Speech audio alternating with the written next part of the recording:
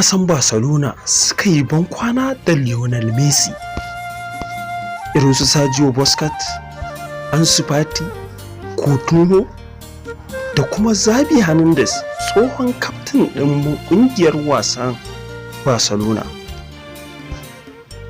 Mai sauraro, idan wannan shine farkon shigowar ko wannan channel tamu mai albarka, to ka danna mana subscribe sannan ka danna mana alamar ƙararrawa don ci gaba da kasancewa tare da mu a kowane lokaci. To ga yadda ta kasance, wataƙila ya ɗauki mafi kyawun sa'o'i fiye da tunani tare da Lionel Messi, yanzu yana gab da komawa Paris Saint-Germain. Da yawa daga cikin 'yan wasan Barcelona sun yi bankwana da nuna jin rashin daɗin kasancewa tare da club ɗin ba tare da ɗan wasan nan ba mai suna Lionel Messi. Hausa Football News TV, Sergio Busquets shine ya fara bayyana bankwanansa daga cikin sauran 'yan wasan ƙungiyar tun lokacin da Barcelona ta sanar a shafinta na yanar gizo cewa La Liga ba za ta amince da kwantaragin Messi ba, ta yadda za a kawo ƙarshen zamansa tare da ƙungiyar Catalonia. Sergio Busquets da Messi sun kasance abokan juna a cikin fili da kuma waje. Ɗan wasan tsakiya ya shiga cikin ƙungiyar a 2008 ƙarƙashin kulawar Pep Guardiola, inda 'yan wasan biyu suka lashe kofin zakarun turai guda 3. Busquets ya wallafa cewa, "Na gode da abin da ka yi wa kulob ɗin nan da kuma waɗanda suka raka ka cikin waɗannan shekarun. Ka isa nan tun kana yaro, kuma kana barin nan a matsayin mafi kyawun ɗan wasa a tarihi.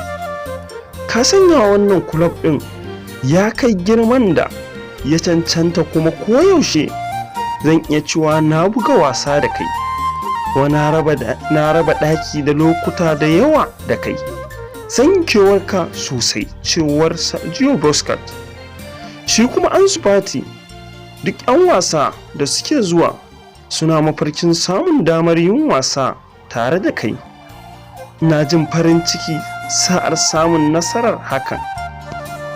Ansu Fati ya wallafa a shafinsa na Instagram, "Ina so in gode maka a cikin waɗannan shekaru 2 saboda yadda kake nuna ƙauna gani da duk abin da na koya. Ni da iyalina koyaushe za mu kasance masu godiya har abada," cewar Ansu Fati. Shi kuma Coutinho ya ce, "Na gode da komai, abin alfahari ne na kasance da kai, kuma na yi wasa da kai. Ina matuƙar godiya da yadda ka bani da iyalina a wannan lokacin. Ina yi maka fatan samun nasara a nan gaba."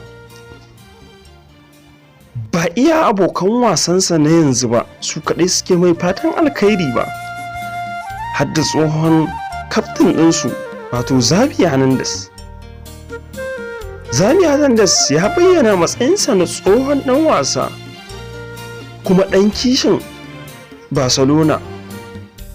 Yana cewa, "Abokin wasa da abokantaka, zan iya gode maka kawai saboda duk abin da ka bamu cikin waɗannan shekaru, duk abin da kake yi, ina yi maka fatan alkhairi.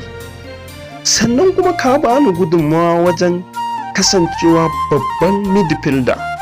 Mun gode." Ku ci gaba da kasancewa tare da wannan tasha tamu mai albarka.